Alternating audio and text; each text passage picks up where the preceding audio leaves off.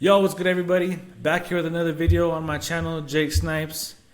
I'm working on getting a more routine upload schedule. I'm kind of figuring this out as I go.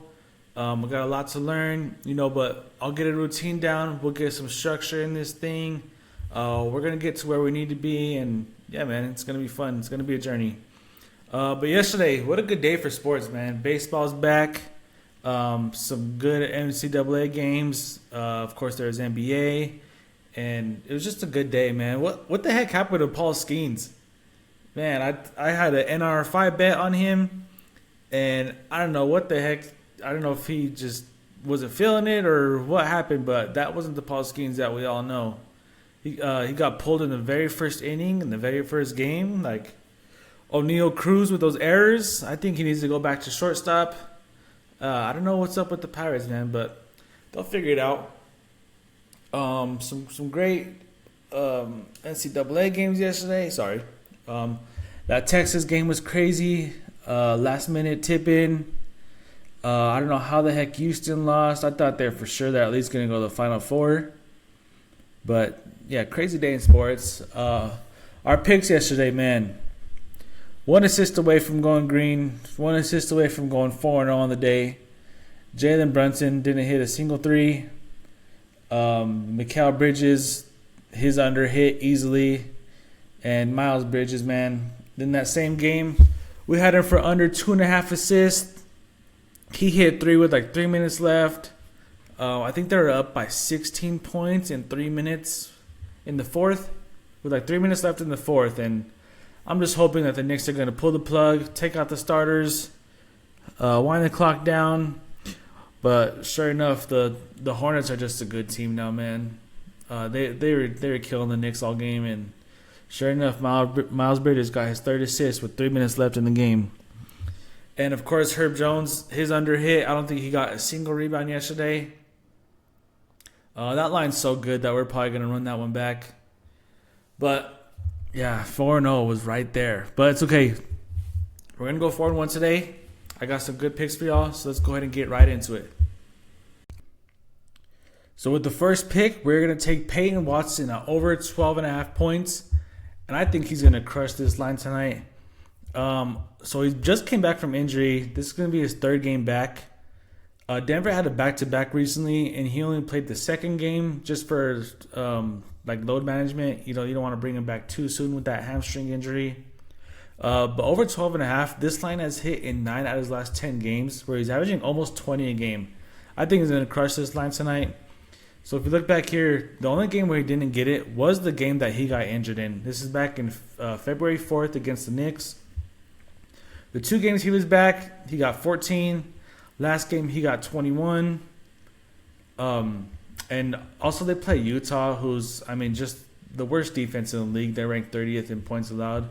But they're slowly going to give him opportunities to just go out there and play, get his conditioning up, get ready for the playoffs. He's not exactly 100%, but he's going to take way too many shots to not hit this over.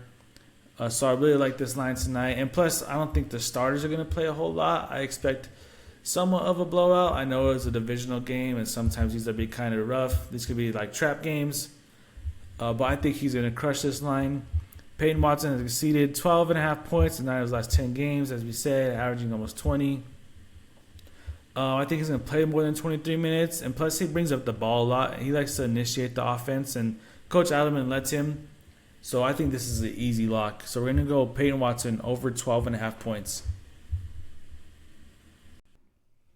With the second pick, we're going to take Benedict Mathurin under 1.5 3-point makes. And I've loved this line all season, even before I started using Outlier. Shout out to Outlier. This line has just been really good to me. This line has hit in 8 out of the last 10 games where he's averaging less than 1 make a game. And you just see just a lot of zeros across the board. He's just not a high 3-point volume shooter. See, he says here he averages about 3.5 a game, makes less than 1, shooting about 19%. He's not the best shooter. His game is mostly getting to the rim. Says here he has failed to exceed 1.5 3-pointers in 12 out of his last 14 games, and averaging even less. So even a bigger sample size in the last 10 games. And just one of the oddest stats on here is the Pacers are ranked first overall in 3-point makes allowed, where they're only averaging 12.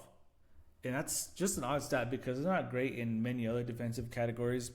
They've been dealing with a lot of injuries. Obviously, Halliburton got hurt in the finals last year. They have a lot of trades, a lot of new pieces, so they're still working team chemistry. Their eyes are just set on next season when everybody's back and healthy. So we're going to go ahead and take Benedict Mathurin under 1.5 3-point makes. With the third pick, we're going to take Aaron Nesmith under 3.5 rebounds.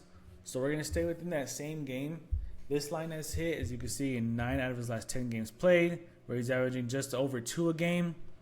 This has a 75 hit rate over the last 20 games, which is awesome. So 15 out of 20, this line has hit. Excellent head-to-head rate. You can see a lot of green. Obviously the one red where he barely eclipsed it with getting 4.